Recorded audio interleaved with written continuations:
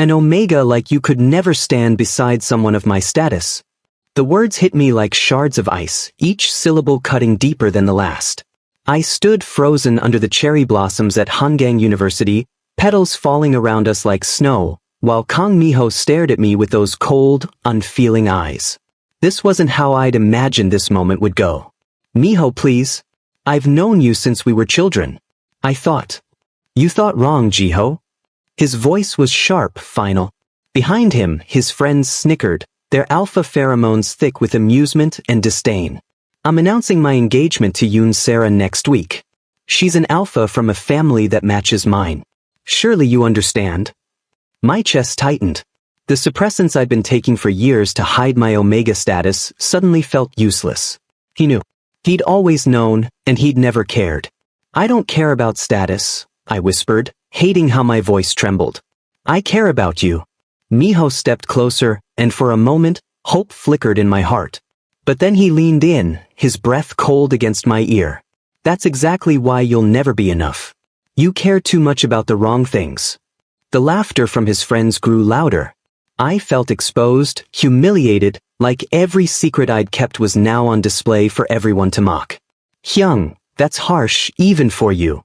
A new voice cut through the cruel laughter, deeper, warmer. I turned to see someone approaching through the falling petals, his silhouette backlit by the setting sun. As he came closer, I recognized the face I'd only seen in family photos at Miho's house. Kang Juno, the younger brother who'd been studying art in Paris for the past 3 years. Stay out of this, Juno, Miho snapped. This doesn't concern you. But Juno's eyes weren't on his brother. They were on me, filled with something I couldn't quite name, concern, maybe? Anger on my behalf? His jaw was clenched, his hands curled into fists at his sides. It concerns me when I see someone being treated like garbage, Juno said quietly, dangerously. Then, to my surprise, he turned to me and offered his hand. Come on. Let's get you out of here. I couldn't move. My legs felt like lead, my vision blurring with unshed tears. The rejection burned in my chest, making it hard to breathe. Jiho. Juno's voice softened. Please. I don't know why I took his hand. Maybe it was the genuine kindness in his tone, so different from his brother's cruelty. Maybe it was because I needed an escape, any escape, from the nightmare this confession had become. But when my fingers touched his, something warm spread through me. Safe, protective. Pathetic, I heard Miho mutter behind us as Juno led me away. The sky opened up as we walked, rain mixing with my tears. I hadn't realized I was crying until Juno stopped under a pavilion near the campus library, shrugging off his jacket to drape it over my shoulders. I'm sorry you had to see that, I managed to say, my voice breaking. I'm sorry I'm such a mess. You're not a mess. Juno's eyes, so much warmer than his brother's, met mine. My brother is an idiot. Despite everything, I almost laughed. He's your brother. You shouldn't say that. He's my brother, which means I know him better than anyone. And I know he just made the biggest mistake of his life. Juno paused, studying my face with an intensity that made my breath catch. I'm Kang Juno, by the way. Though I suppose you already knew that. Han Jiho, I whispered. But you probably knew that too. I did. Something flickered across his face, an emotion I couldn't read. I've known about you for a while actually. Before I could ask what he meant, my phone buzzed. It was Saiwoo, my best friend. Where are you? I heard what happened. I'm coming to get you. I should go, I said, pulling Juno's jacket tighter around myself. My friend is worried. Thank you for everything. Wait. Juno reached into his pocket and pulled out a card. This is my number. If you need anything, and I mean anything, please call me. I stared at the card, confused. Why would you do this? You don't even know me. Juno's smile was sad, almost wistful. That's where you're wrong, Han Jiho. I've known about you for 3 years. My brother used to mention you in his emails. Always casually, always dismissively. But I saw your writing in the university literary magazine online. I've visited your bookstore when I came home for holidays, even though you never noticed me. I've known about you, and I've thought about you more than I probably should have. My heart stopped. What? Go home, Jiho. Process everything. But remember, My brother's rejection doesn't define your worth. He stepped back into the rain, letting it soak through his white shirt. And maybe it wasn't a rejection. Maybe it was a redirection. Before I could respond, he walked away, leaving me standing there with his jacket, his card, and a strange, impossible flutter in my chest. That night, as I lay in bed replaying Miho's cruel words, I kept thinking about Juno's warm eyes instead. About how he defended me. About how he'd known me long before I knew him. Maybe it wasn't a rejection. Maybe it was a redirection. I fell asleep clutching his card, wondering if heartbreak could somehow transform into something else entirely. 3 weeks had passed since that day, and I still couldn't get Kang Juno out of my mind. I tried. God knows I tried. I buried myself in my part-time job at the bookstore in Myeongdong, spent long hours in the library working on my novel, and avoided anywhere Miho might be. But somehow, everywhere I went, Juno appeared. The first time felt like coincidence. I was shelving books in the literature section when someone cleared their throat behind me. "Excuse me, do you have any recommendations for someone trying to understand Korean romance novels?" I turned to find Juno standing there with that same warm smile, holding a copy of my favorite book. My heart did an unexpected flip. That's actually my favorite," I stammered. "I know." His eyes crinkled at the corners. "You mentioned it in your blog. The one where you review books." Heat flooded my cheeks. "You read my blog?" "Every post." He said it so casually, like it was the most normal thing in the world to read a stranger's book blog. "You have a beautiful way of seeing stories, Jiho. The way you write about love, it's honest, raw." I didn't know what to say to that. This was Miho's brother. I shouldn't feel this flutter in my stomach. I shouldn't notice how different he looked from Miho, softer somehow, despite being just as tall. Where Miho's presence was cold and commanding, Juno's was warm and inviting. "I'm working until 7, I heard myself say. "If you want, there's a good cafe nearby where we could talk about books." The smile he gave me could have lit up the entire bookstore. That's how it started. One cafe meeting turned into 2, then 3. Juno showed up at the library with coffee exactly how I liked it, iced Americano with an extra shot. He texted me good morning and good night. He remembered small things I mentioned in passing, like how I loved the smell of old books or how I always got lost in Hongdae. "Let me show you my studio," he said one crisp October afternoon. "I promise you won't get lost if you're with me." His studio was a small space tucked above a vinyl record shop in Hongdae, filled with canvases and the smell of oil paint and turpentine. But what caught my breath were the paintings themselves, explosions of color and emotion, so different from his brother's cold, calculated world. "This is incredible, Juno," I whispered, moving from canvas to canvas. "You're really talented." "I paint what moves me." He came to stand beside me in front of a large painting of cherry blossoms in the rain. "This one, I painted it the day I saw you at the university. The day my brother." He stopped, jaw tightening. "It's okay," I said softly. "You can talk about it." I was so angry at him. Juno's voice was low, intense. "I still am. You deserved better than that, Jiho. You deserve someone who sees you, really sees you." The way he looked at me when he said it made my omega instincts flutter. This was dangerous. This feeling blooming in my chest was dangerous. "Why are you doing this?" I asked suddenly. "Why are you being so kind to me? Is it pity?" "Pity?" Juno looked genuinely shocked. "Jiho, I told you, I've known about you for years. I've read your words, seen your heart in every story you write. When I finally came back to Korea and saw you that day..." He ran a hand through his hair, frustrated. I wanted to punch my brother for being such a fool. "But he's your brother," I protested weakly. "And you're..." He stopped himself, shaking his head. "You're important. That's all that matters." 2 weeks later, he took me to Namsan Tower.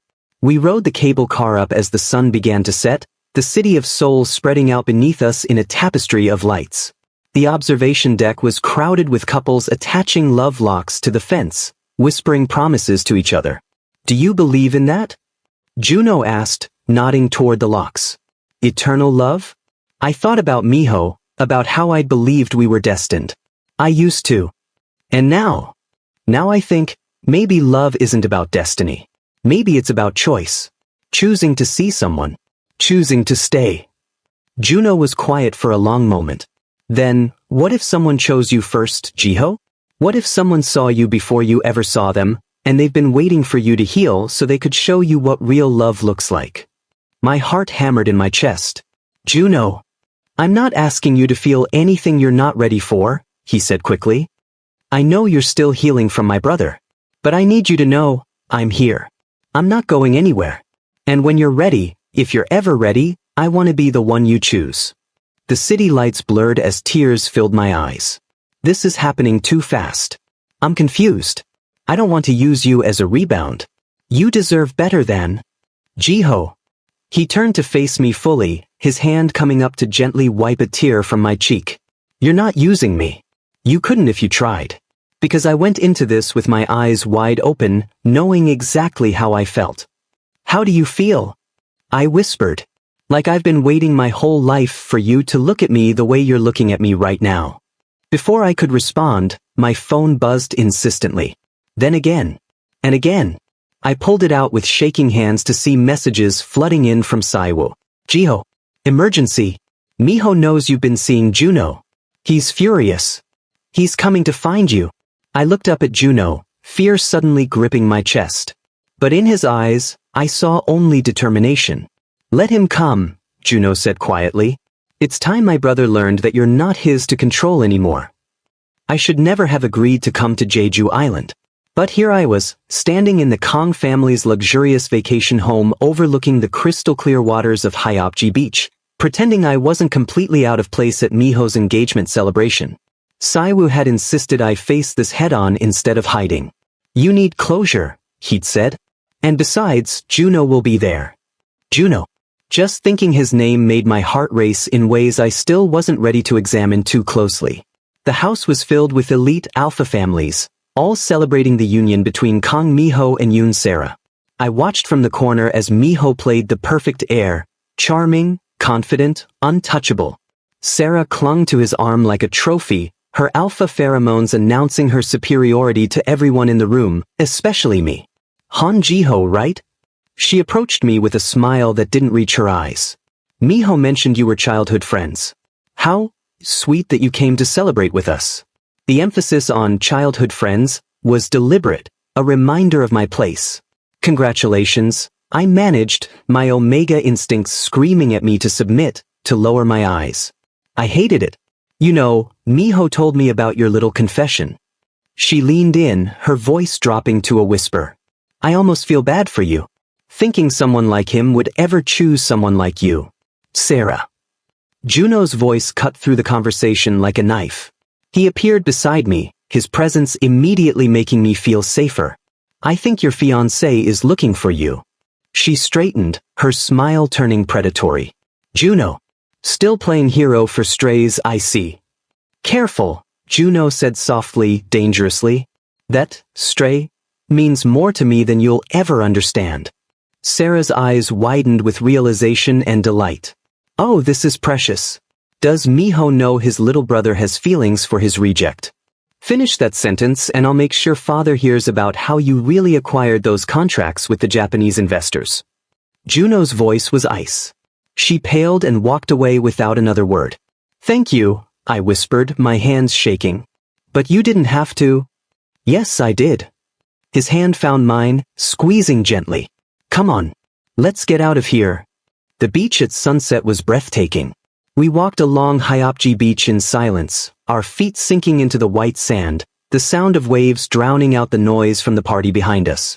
Juno still held my hand, and I didn't pull away. I'm sorry you had to deal with her, he finally said. Sarah's always been cruel. Is that why Miho chose her? Because they're the same. Juno stopped walking, turning to face me. The setting sun painted him in gold and orange, making him look almost unreal. My brother chose status over heart. He always has. But that doesn't mean everyone is like him.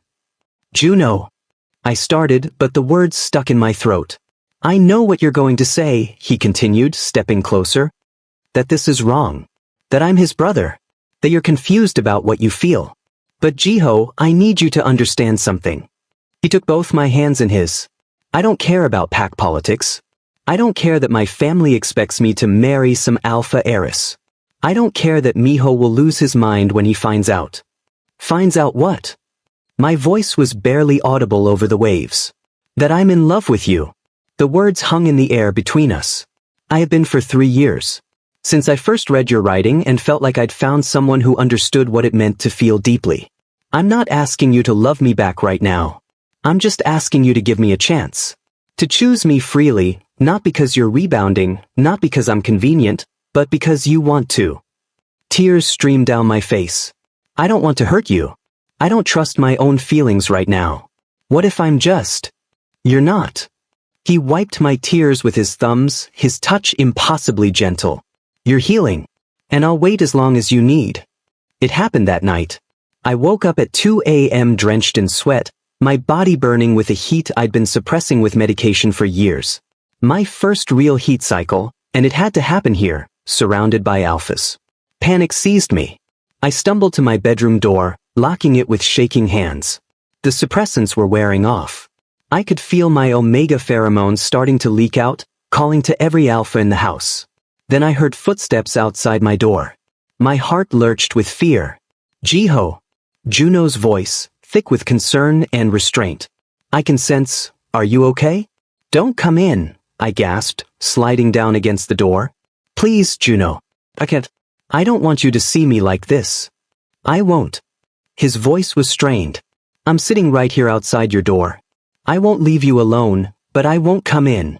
I promise. For the next 3 hours, Juno talked to me through the door. He told me stories about Paris, about the art he'd created, about the moments he'd almost reached out to me over the years but hadn't felt worthy. His voice was my anchor as my body burned. Why are you doing this? I finally asked as dawn broke. You could have any omega you wanted. Because I don't want any omega. His voice was hoarse from talking all night. I want you. The real you. The one who writes about love like it's both beautiful and terrifying. The one who's brave enough to confess feelings even when rejection might destroy them. The one who's surviving a heat cycle right now with more strength than most alphas I know. As my heat finally began to subside, I pressed my hand against the door, imagining him on the other side. Juno. Yes. Thank you for choosing me first. I heard him exhale, relief evident. Always, Jiho. Always. Miho cornered me outside the library 3 days after we returned from Jeju. His hand slammed against the wall beside my head, trapping me. Students passing by quickly averted their eyes. No one wanted to get involved in alpha business. You think I don't know what's happening?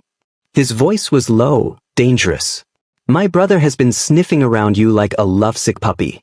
Do you have any idea what you're doing to this family? I'm not doing anything, I said, forcing myself to meet his eyes even as my omega instincts screamed at me to submit. You rejected me, remember? You made it very clear I wasn't good enough.